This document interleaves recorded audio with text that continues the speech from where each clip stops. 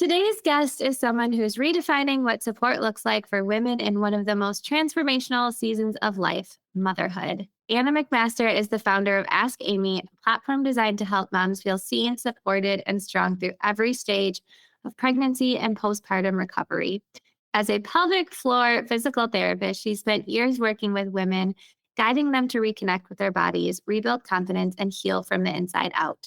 But what really sets Anna apart is how she's taken something like pelvic health, which is often overlooked, and turned it into a movement that empowers women to understand, advocate for, and care for themselves differently. And as any founder knows, building something this impactful takes a lot of resilience and courage, especially in a field that's still evolving. So, today in our conversation, we're going to be talking about the truth behind postpartum recovery, what most women aren't told about their bodies, and what it's really been like building a purpose driven business from the ground up. So, welcome, Anna. I am so excited to have you here today. I'm super excited to be here today. Thank you so much for having me.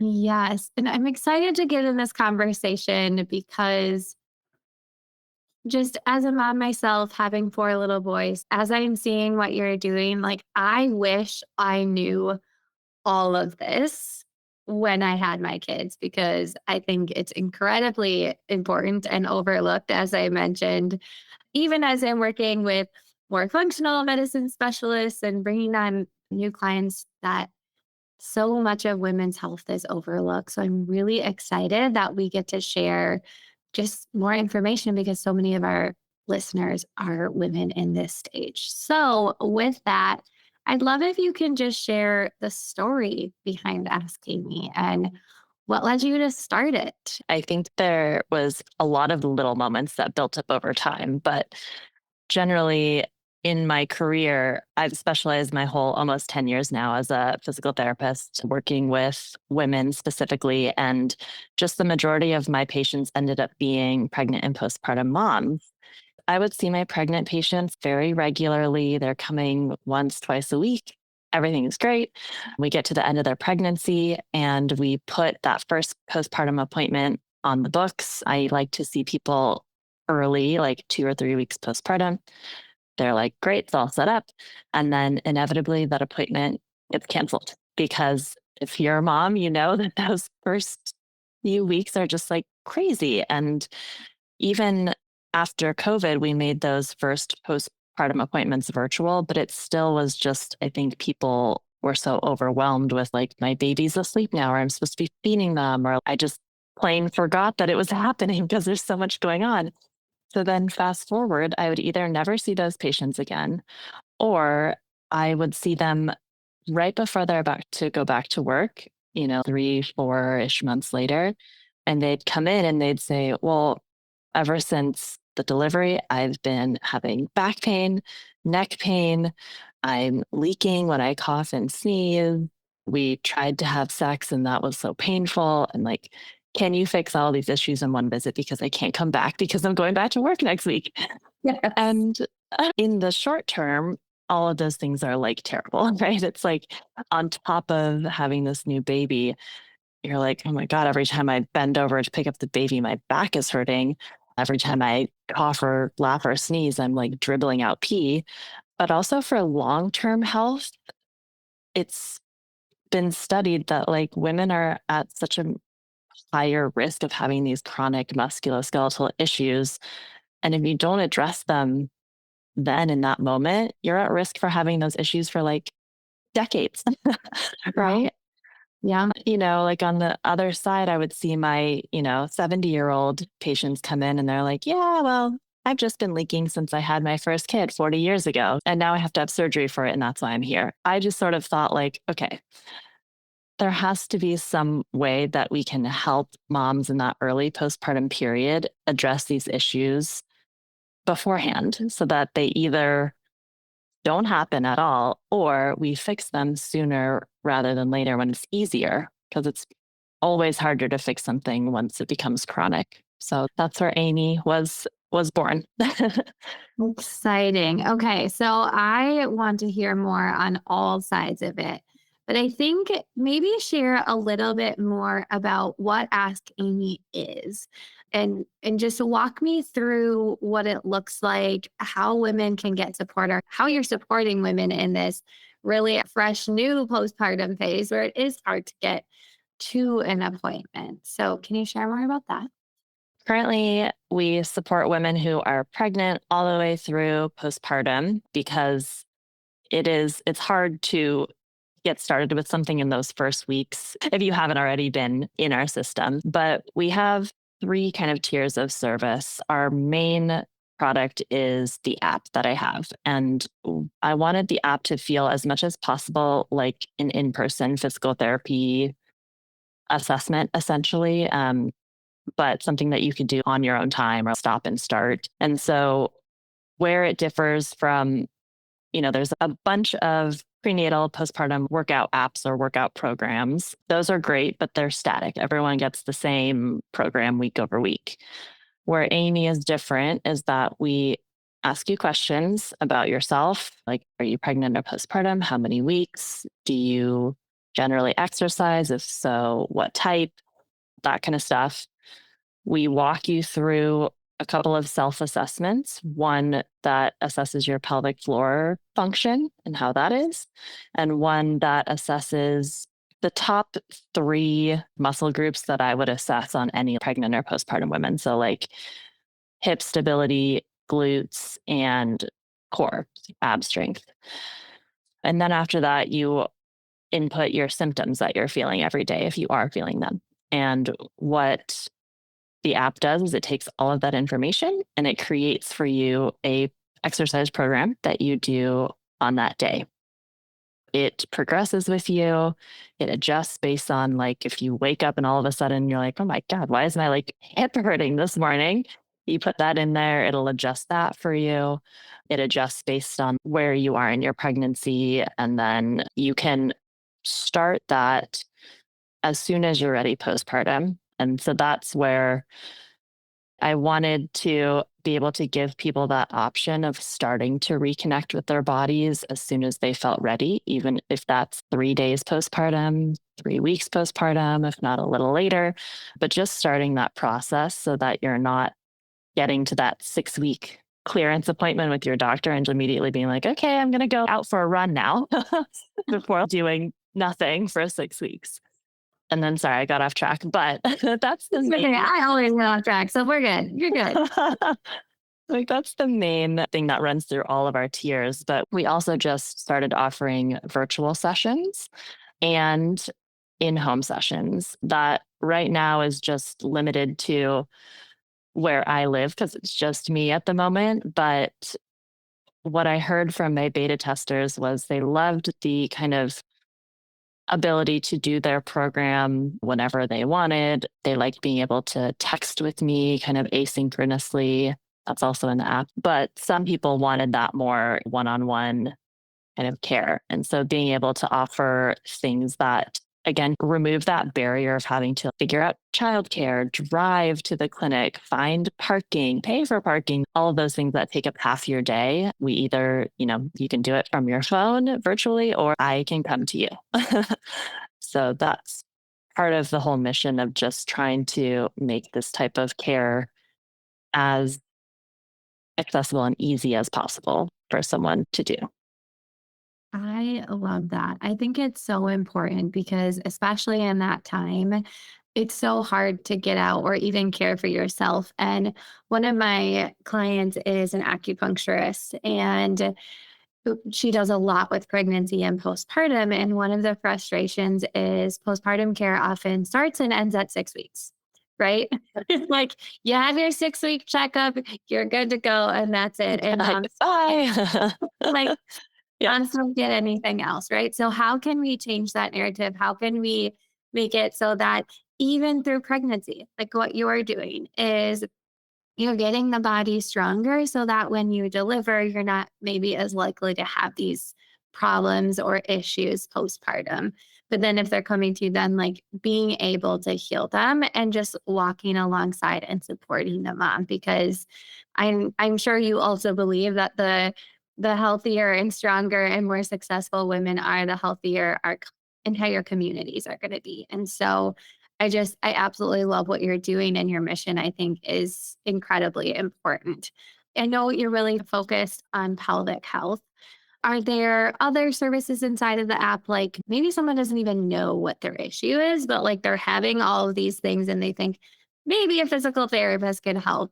Is that something that the self assessment leads them through? I guess share more if that question is even making sense to you. But I know there's lots of things that are going on in our body postpartum that we might not even have any idea where it's happening. Yes, yes, that totally makes sense to me. And I think where I actually currently have this struggle of I really feel like pelvic floor PTs need a rebrand because it makes it seem like we only focus on pelvic floor issues. We are trained just like any other physical therapist. We treat the whole body, but we also happen to have this skill set that other PTs don't. We've taken the additional courses to be able to treat the pelvic floor. My current working thing is I am a whole body PT, which is still not great, but it's getting towards the Yes, right yes, yes. because pregnancy affects your whole body, affects every system in your body. It like affects how your bones and organs are structured in your body. And so even when people might not maybe feel specific symptoms, like they're obviously some people come in and they're like, oh my gosh, I have sciatica or I am leaking, all of those things. Yes, we can help with. But just for someone who's pregnant or postpartum, there are still compensations that your body has made that might not be problematic at that time. But again, like over years and potentially like subsequent pregnancies, all of that can start to, it's like the straw that broke the camel's back, Mhm. right? Like at some point, it's not sustainable anymore. And so, like you said, it's kind of healthier. And where it comes for me is like quality of life. Like, I Yeah. want moms to be able to do whatever they want to do, whatever they need to do well without pain or without symptoms.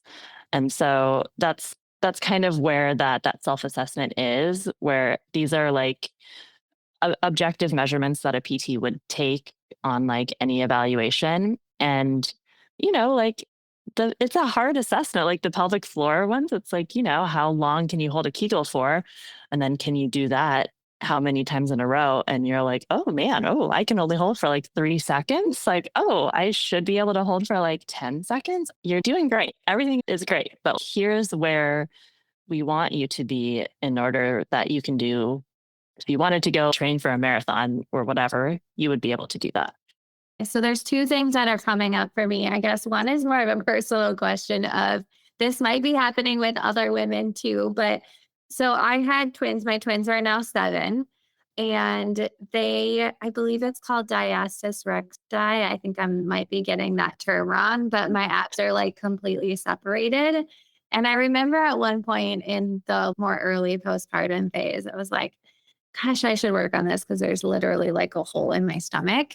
And I tried to watch a YouTube video and it was like, I just couldn't really follow it. And my Yeah. doctor was like, well, if you want, if you want to fix it, we can find you someone, and didn't really ask questions or push it. And so I just went on and didn't do anything about it. So, like, one, is it too late? Could this cause problems down the road? Could this limit me from doing things I want to do? Like all of the things. And I feel like that's also what you're here for. In the postpartum section of the app, we do cue people to self-assess if they have a diastasis. I just say DRA because that's easier. Okay, perfect. I'm like, I don't know how to say it. So I go back and forth. So diastasis rectus abdominis. Technically, what that means is your two six-pack muscles are now like further apart than they yes. were pre-baby. It's very common, especially if you have multiples, right? Because like the baby's got to go somewhere. And what stretches is this piece of connective tissue that's between the two six-pack muscles. And sometimes that kind of goes back on its own postpartum. It takes a few weeks to months, and sometimes it doesn't. And when it doesn't is when we officially can call it that like diastasis. When your social media feed is like all women's health and pelvic floor stuff, I see like kind of the worst fear mongery stuff about diastasis, which is like, on one hand, I'm like, okay, at least more people know about it. But now people are like freaking out about it. So it's almost like with many things, diastasis can be symptomatic and can bother some people, and it also could not. So it's very personal. It just requires a lot of education, which I feel like I've been trying to put into the app. And then again, the ability for people to, like, for example, if they assess themselves and they're like, okay, well, I still have more questions, right? Be able to text and get answers rather than trying to Google or go on YouTube. To answer your question, I think about diastasis is it's never too late to work on something, but kind of like what I mentioned before is that it just is going to take a little longer because it's been there for 7 years. I get the same question with C-section scars. It's never too late to work on it. It just might take a little bit longer than if we were working on it when it first happened, basically. They also gave me a C-section scar, which bothers me. So I think I'm going to need to download the app after this. You are a prime candidate. Yes, I am the perfect candidate for this. So, with that, again, we had talked about a lot of times there's this stigma or a lack of awareness around women's health, and especially when it comes to pregnancy and postpartum. And even here in the United States, women are going back to work almost right away because either they can't afford to take leave or they don't get leave. And I think this app also makes it accessible for them to be able to get the support they need. But I know part of what you're doing is trying to break that and build more awareness. And so maybe one of the questions, I know I did not have this on the form I sent you, but what's something that no one is asking you that you really wish people asked you?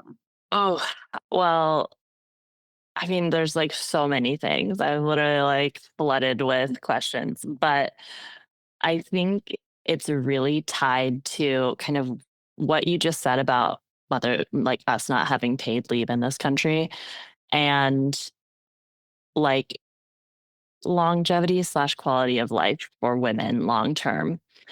Because again, if you're thinking about it, if someone is going back to work, like I forget the stat that I read, but there's like some crazy percentage of people, women who are going back to work before 6 weeks, right? Like within like 2 weeks of delivering, you're still like bleeding, right? Yeah. Those jobs are most likely not desk jobs, right? They're probably having to like, there's some physical part of that.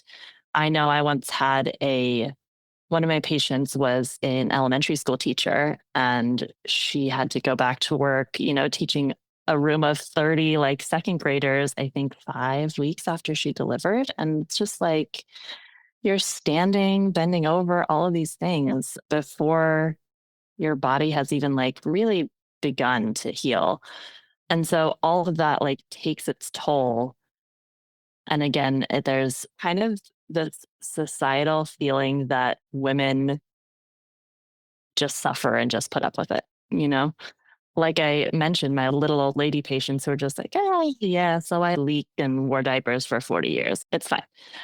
And I think we're finally getting to a point where it's like, well, is it fine? Is it Mhm. fine that all of my patients are like, oh, well, I just don't run or jump anymore?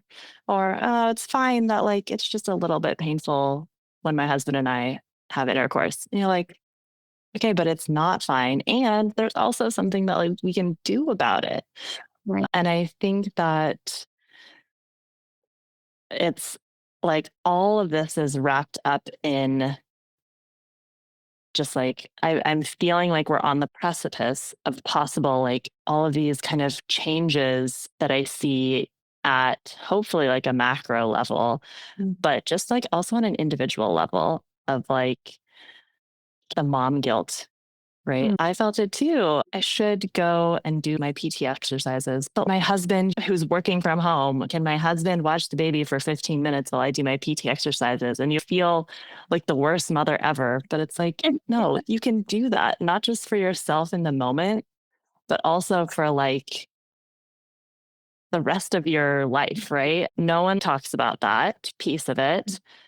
That's kind of my macro vision and mission and what I hope to see moving forward just for women in general.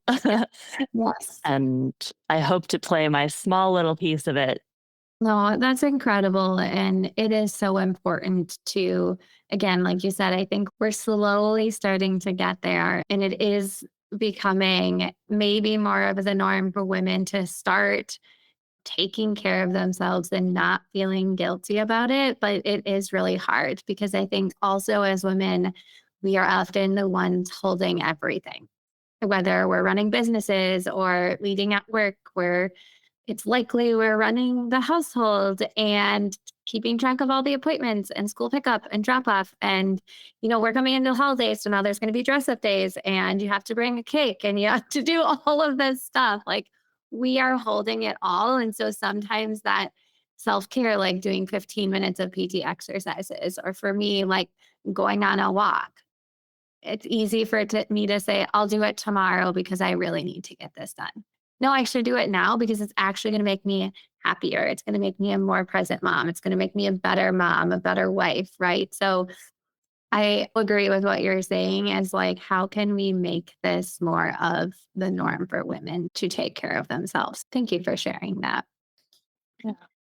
Yeah. Okay. So I also want to shift the conversation just a little bit because a lot of the women listening are also moms and building businesses. And we know, and if it has been all butterflies and rainbows for you, that is amazing. And I fully hope that for you.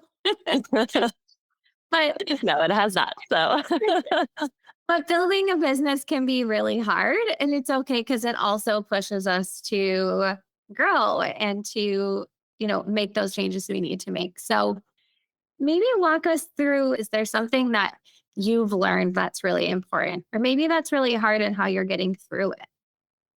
yeah, well, I'm a solo entrepreneur. I have my team of one or maybe one and a half. I do technically have an engineer who helps me with my app, but she's like 10 hours a week. But even getting to a place to hire her, I have always been like, I will figure it out. I can do it. Like I don't need to ask for help. And going into like building a business for the first time, like you're gonna need to ask. Like, you're you're gonna need to like find people who have done this before, who can help you out with various things. And this is something that I've been time and time again, I'm still learning this lesson. But for example, with my software engineer, I had just launched my beta test with an app that I like coded myself through like all these new AI coding platforms, me being very stubborn and like, I will just do it No, I myself love kind of thing. that. But it's not something that I would ever do ever again. Let's like put it that way. But I was like, well, anyways, so I did that. I was really proud of it. I was like, I'm going to launch it to all these users who want to like test it. It's going to be great. And I don't know what I was expecting. But of course, as soon as I launch it, the bugs and the issues are like flooding in. And I'm spending my entire, like 8, 9 hours a day just debugging and fixing all this stuff for weeks. And it was making me miserable. And I was also just like running into, I'm not a software engineer, right? Like some things the AI coding tools like don't know how to fix. And so I was like running into these walls. I was super overwhelmed and I wasn't working on like any other parts of the business, right? I was just focusing on fixing these little bugs that were coming in. And finally it was my husband who was like, Anna, what are you doing? There are people in the world whose job it is to like code stuff and like you can hire someone. And I was like, I don't know why it just like seemed so hard in the moment to accept that I needed someone to help me with that. But when I handed over my code to my software engineer, that was like the best feeling in the entire world. Um, Oh, and all of the bugs that I had spent like weeks trying to fix, she literally fixed in like 2 days. So I was like, okay, lesson learned. Maybe next time I won't spend weeks and weeks just banging my head against a wall and just realize that I can find someone to help me. So that would be my words of wisdom for people. Yes, I love that you share that. And I shared a story a while ago, kind of about the same thing of like how I learned, like, I thought I could do something, it takes you hours. And then when you ask an expert, they're like, oh, here it is, done, click. And I'm like, what? Right. So it can be so hard because we are wired and programmed to just like do it and want to do it. But the moment that we can like ask for help and it still aligns with what we want to do and how we show up, it just allows us to then do more and be more. So I love that you share that. So part of the thing that I think's been really great, I know for me, but also for others building a business, and especially now with all of the crazy happening in our world, that's just where I'll leave it at. That is building community and building connection.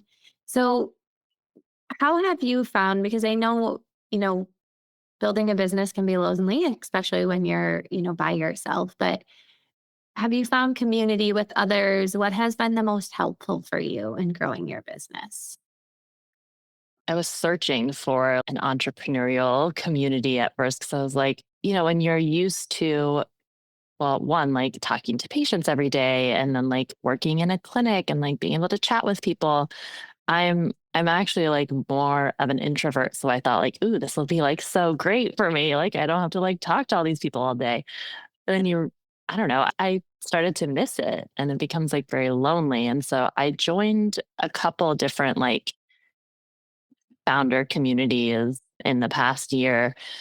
And it's it's very like they're also different. And some of them I felt like, I'm not really like this one isn't for me, this one isn't for me.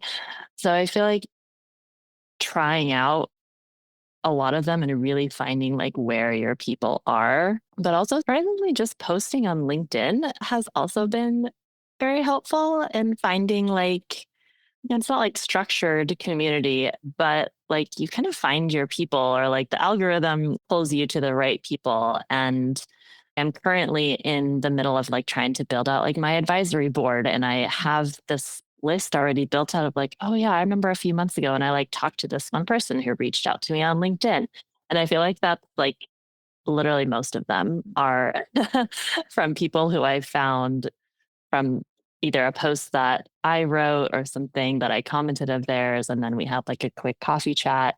So I really feel like LinkedIn has been probably the most the most helpful actually for me.